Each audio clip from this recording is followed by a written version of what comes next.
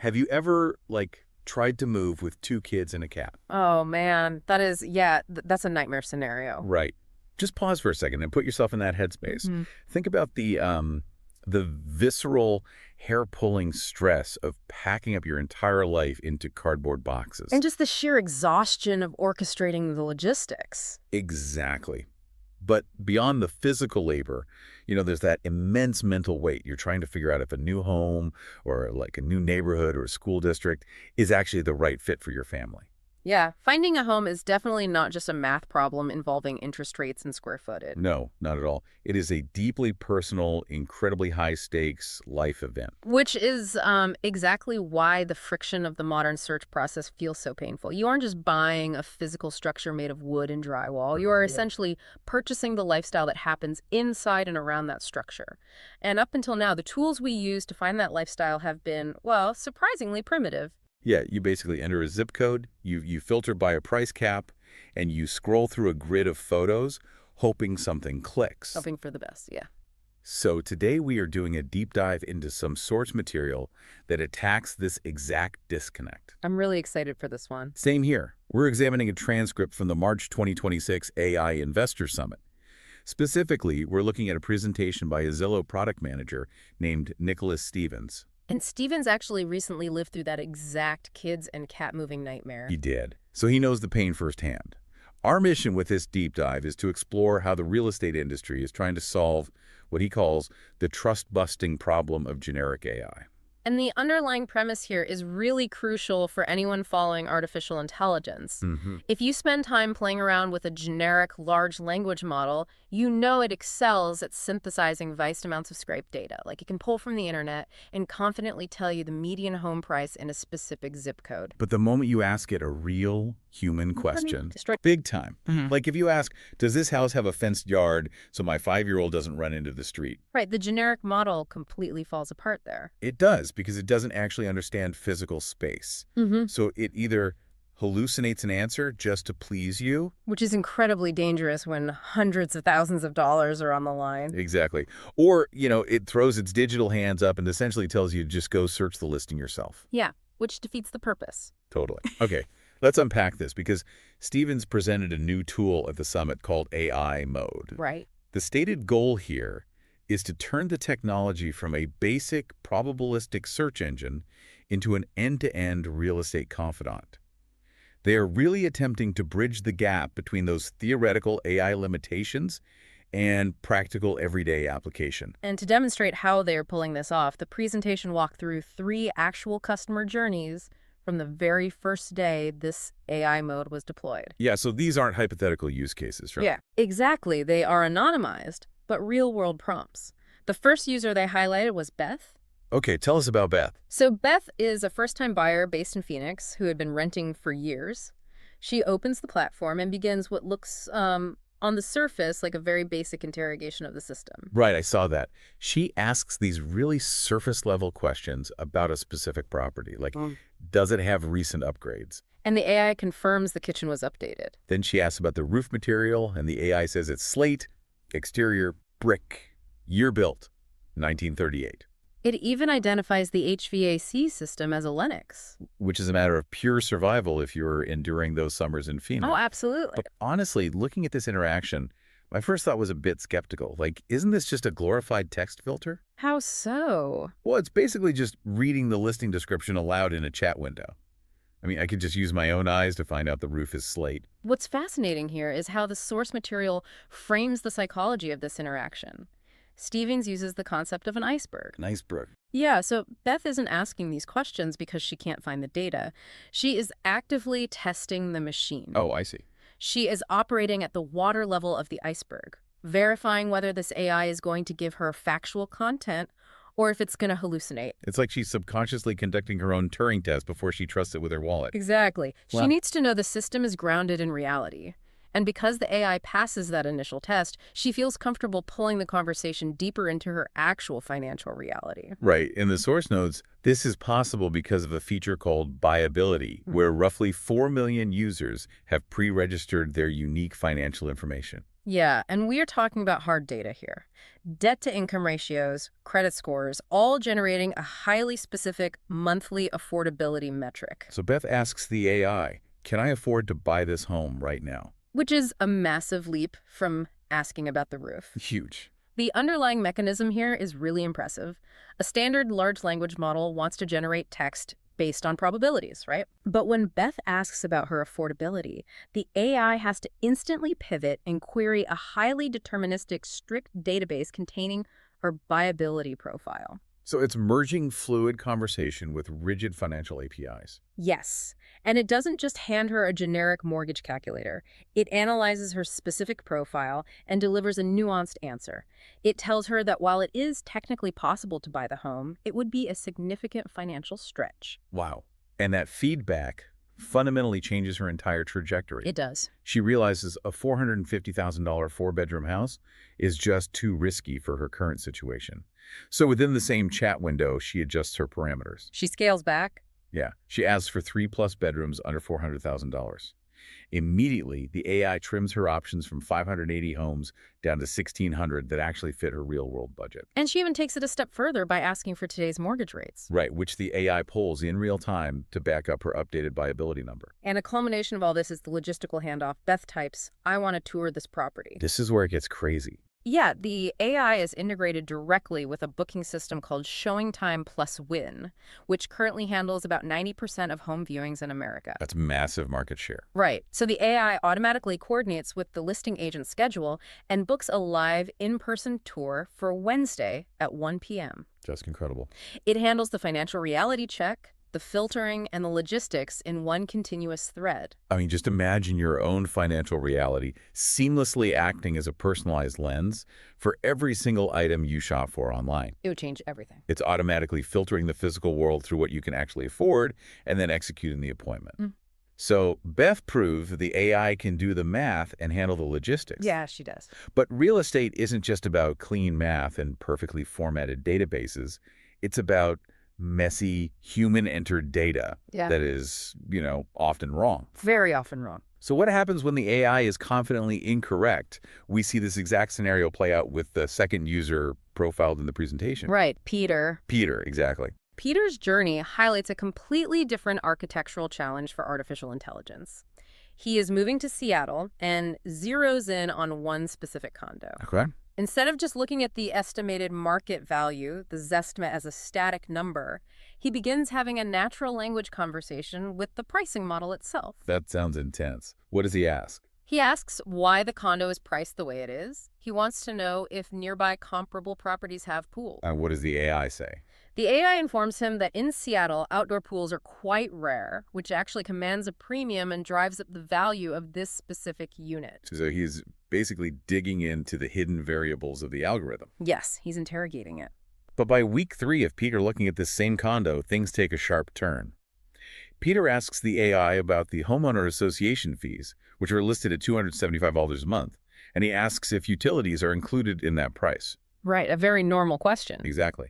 The AI queries the listing data and replies, sorry, utilities aren't included. Yeah. And Peter actually argues with the machine. I love this part. He types back, actually, I'm pretty sure utilities are included in the HOA dues. The current tenant mentioned that to me. And here's where it gets really interesting.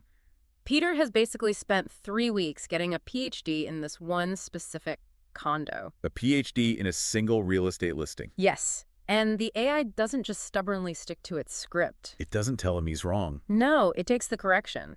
And from a systems perspective, this represents a massive paradigm shift. How so? Well, traditionally, an AI model is a frozen snapshot of the data it was trained on. It is a static oracle. But what Stevens showed here is a dynamic, two-way feedback loop. So it's learning from the users. Exactly.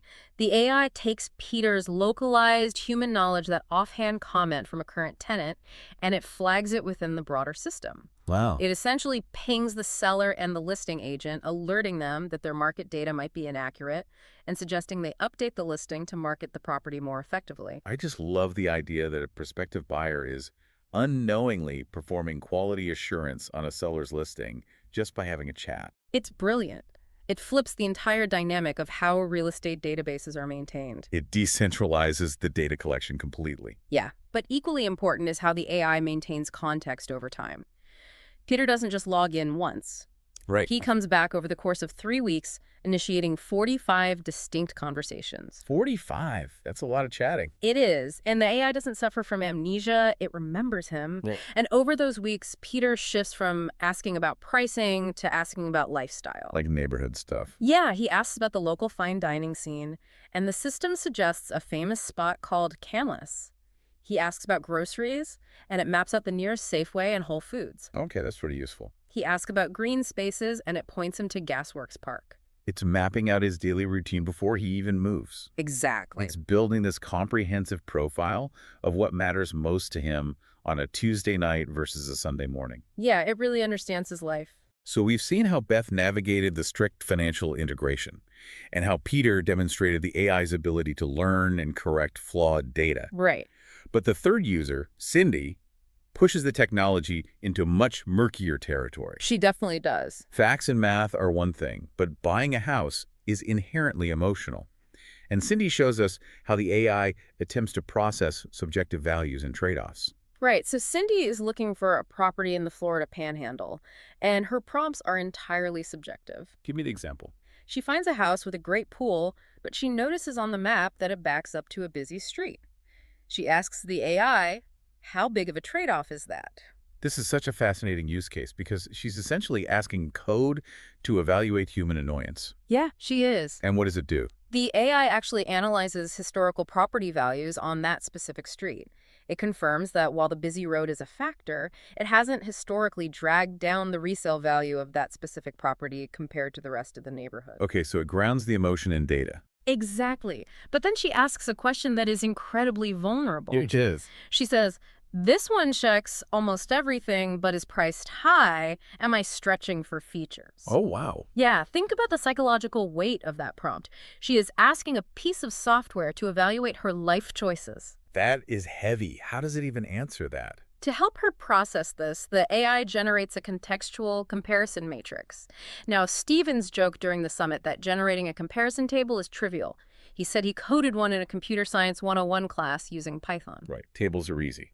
The difference here is the contextual intelligence.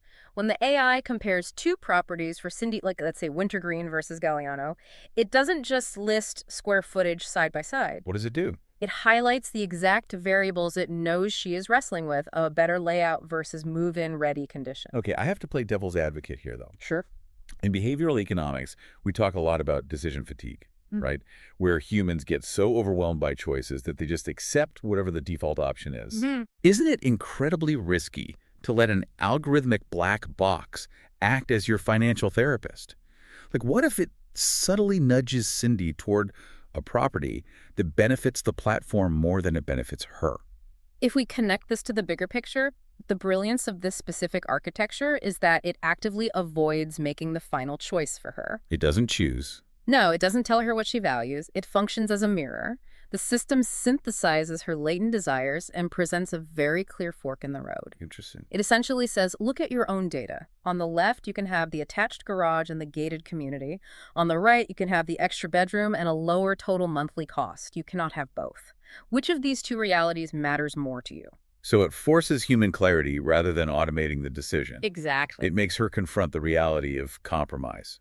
And that approach clearly resonated because the presentation noted Cindy used the tool 14 days in a row, generating 176 distinct conversations. That is a staggering level of engagement. Truly staggering. But, while I was reviewing the transcript, there was one technical hurdle that kept bothering me. What was that? At one point, Cindy asks the AI a highly specific physical question. Does the kitchen get natural light? Yes. How on earth does a text-based probabilistic language model know the angle the sun hitting a specific sink in the Florida Panhandle? This is exactly where we have to pivot from the user interface, the chat window you type into, to the groundbreaking spatial technology running quietly in the background. Okay, let's get into it. Generic language models fail miserably at spatial awareness. If you ask a generic AI to virtually stage a room or describe physical flow, it is completely guessing. Yet Stevens explicitly called this out. He noted that generic models are only about 60 to 70% accurate when attempting spatial reasoning. Which isn't good enough. Not at all. They might digitally paint a beautiful new couch into a room, but in the process, they might accidentally erase a load-bearing wall or delete a doorway. Right. And in the context of real estate, erasing a load-bearing wall in a virtual model is catastrophic. Yeah, say so. If an AI tells a buyer a wall can easily be removed for an open concept layout, and they purchase the home based on that advice, only to discover the roof will cave in without it. That is the ultimate trust-busting moment. Exactly. The foundational data layer has to be completely flawless for the text-based AI to operate safely on top of it. So to solve that, Stevens introduced the mechanics behind a feature called Instant Floor Plan. Yeah, this is cool. And the contrast between the old way of mapping a home and this new method is just wild. How did they used to do it? Well, previously, to generate a 360-degree interactive map, a seller had to hire a specialized photographer. Right. They would drag in a heavy tripod, mount a specialized 360 camera, hit a button, run out of the room to hide so they wouldn't ruin the shot, run back in, grab the rig, and then wait for massive files to upload to a centralized cloud server just to see if the processing even worked. It was incredibly high friction. Oh, yeah. It was expensive, slow, and heavily reliant on cloud computing power. But with Instant Floor Plan, that entire workflow is obsolete. A photographer or an agent just walks into the room with an everyday iPhone Pro. Just a phone. Just a phone. They point the phone at a corner and just organically pan it around the space. The application automatically identifies the room's geometry. That's wild. But here's the crazy part. It gives real-time, local feedback. It literally tells the user on the screen, hey, you missed a corner behind the sofa. It builds a 100% accurate 3D room geometry right there on the device. Incredible. I still don't fully grasp how a standard 2D camera lens maps flawless 3D space without bouncing it to a massive cloud server. I mean, my standard iPhone panoramic photos usually end up looking like a melted painting where my dog has 8 legs. This raises an important question about the shift toward edge computing. Okay, explain edge computing. The iPhone Pro has a built-in LiDAR scanner and a dedicated neural engine. Instead of sending heavy video files to a server farm to be processed, which introduces latency and privacy concerns, the heavy lifting is done locally. So, on the phone itself. Exactly. On the edge of the network, right in the palm of your hand, the phone bounces light pulses around the room to measure depth instantly.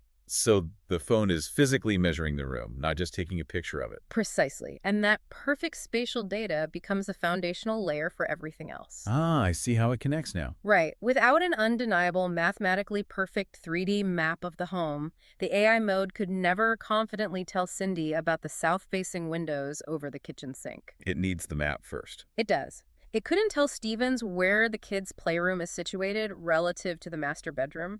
The text-based AI looks incredibly smart, but its intelligence is entirely dependent on the physical mapping done by the edge device. You know, when you zoom out and look at all these pieces together, Beth's financial constraints, Peter's data corrections, Cindy's emotional trade-offs, and these instant LiDAR floor plans, it all forms this massive self-feeding flywheel. That's a great way to put it. The high-quality spatial media gives consumers the confidence to explore.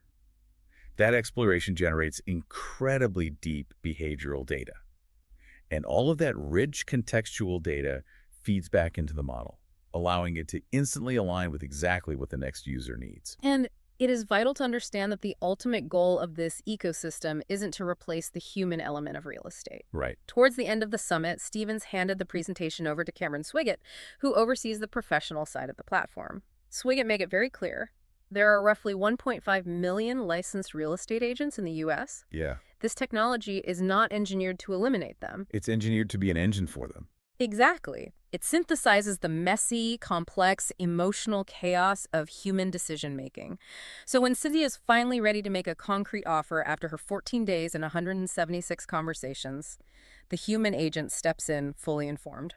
They already know everything. Right. The agent already knows her exact compromises, her hidden preferences, and her hard financial limits. The agent gets to step onto the stage as a highly effective superhero precisely when the emotional stakes are at their absolute highest. It is incredible to think about how much baseline friction is about to vanish from your next major life decision. It's going to be a totally different experience. Just knowing you won't have to bounce between a dozen browser tabs, a clunky mortgage calculator, a confusing map, and a totally unhelpful search filter.